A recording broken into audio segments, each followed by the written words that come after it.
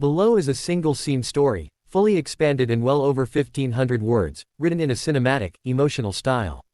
The entire story takes place in one continuous moment, no scene breaks, no dialogue formatting, just one powerful unfolding scene. The denial did not arrive loudly. It came quietly, in the way humiliation often does, wrapped in politeness, disguised as procedure, delivered with a smile that never reached the eyes. The airport gate was alive with motion, a river of rolling luggage and impatient footsteps, yet in that moment everything seemed to slow as the boarding agent's hand hovered over the scanner and then stopped. The woman standing before the counter had already extended her boarding pass, her posture calm, her expression composed, the kind of stillness that comes from years of learning not to react too quickly. She wore a tailored navy coat, simple gold earrings, and carried herself with a confidence that did not seek attention. First-class boarding had just been announced, and she had stepped forward with the rest of the small group, blending in without effort. But something in the agent's eyes shifted the instant the name appeared on the screen. There was a pause, too long to be accidental. The agent's fingers tapped the keyboard once, twice, then stopped again. Around them, passengers continued moving, boarding passes beeping cheerfully as others were waved through. The woman waited, patient, accustomed to delays, accustomed to systems that moved slowly when they wanted to. The agent finally looked up, her smile tightened, and she gestured slightly to the side, indicating that the woman should wait. No explanation was offered, no apology, just a subtle redirection, as if this were the most natural thing in the world. Minutes passed. The first-class line thinned. A man in a wrinkled blazer was waved through without hesitation. Another passenger laughed with the agent, exchanging small talk, then disappeared down the jet bridge. The woman remained standing to the side, her boarding pass still in her hand, the unspoken question hanging in the air. She glanced at the screen behind the counter, which still read first-class boarding in bold letters. She checked her pass again, not because she doubted it, but because she had learned that sometimes people needed proof repeated twice before they believed it. Finally, she stepped forward again, gently placing the boarding pass on the counter. The agent's eyes flicked down and back up, and this time the smile vanished completely. The agent said something brief, something rehearsed, something about a seat reassignment, and a system issue, her tone clipped and final. The woman listened without interrupting, her face unreadable. Around them, a few nearby passengers slowed, sensing tension the way animals sense a change in weather. A man behind her frowned. A woman clutched her purse a little tighter. The agent slid the boarding pass back across the counter, not meeting the woman's eyes. The implication was clear: step aside, you do not belong here. The woman did not raise her voice. She did not argue. She simply stood there, absorbing the weight of the moment, the familiar sting of being quietly told no, of being reminded that credentials and tickets and achievements sometimes mattered less than perception. She could feel the heat rising in her chest, not anger exactly, but something heavier, the exhaustion of having seen this before. She stepped aside once more, this time fully out of the boarding lane, and watched as the final first-class passengers were waved through. The gate area grew quieter as the general boarding groups were announced. People glanced at her, some with curiosity, some with discomfort, some with indifference. She felt invisible and hyper-visible all at once, standing there with a first-class ticket that suddenly seemed theoretical. What no one around her knew, what the agent certainly did not know, was that this woman had spent her life mastering moments like this.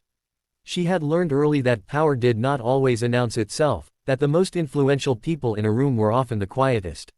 She had built a career not on loud declarations but on precision, on preparation, on knowing exactly when to act. The airport noise washed over her as she reached into her coat pocket and withdrew her phone, her movements unhurried. She did not rush. Rushing would suggest desperation, and she was not desperate. She scrolled calmly, thumb moving with practiced ease, and selected a contact saved simply under a first name. The phone rang once, then twice, then connected. She did not step away. She did not lower her voice. She spoke softly, efficiently, relaying facts without embellishment: the flight number, the gate, the boarding issue. Her expression remained composed, but her eyes were sharp now, focused. Whatever was being said on the other end caused her to nod once, slowly, as if confirming something she already knew. As she ended the call, the agent glanced up briefly, irritation flickering across her face at the sight of the woman still standing there. The general boarding announcement echoed overhead. A line began to form again, longer this time, messier. The woman remained exactly where she was, just to the side of the counter, neither obstructing nor retreating. She was waiting. The change came subtly at first. A supervisor approached the gate, her stride brisk, her expression serious. She leaned in toward the agent, speaking quietly but firmly, her eyes flicking between the screen and the woman standing nearby. The agent's posture stiffened. Her fingers hovered over the keyboard again, this time moving faster, more urgently. The supervisor straightened and turned fully toward the woman, her face now carefully neutral, professional. The surrounding passengers sensed a shift. Conversations paused. A few people leaned slightly closer, pretending to adjust bags or check phones while listening. The woman met the supervisor's gaze evenly, offering no smile, no challenge, just presence. The supervisor gestured toward the counter, indicating that the woman should step forward. She did, placing her boarding pass down once more, the same piece of paper that had been dismissed minutes earlier now treated with new respect.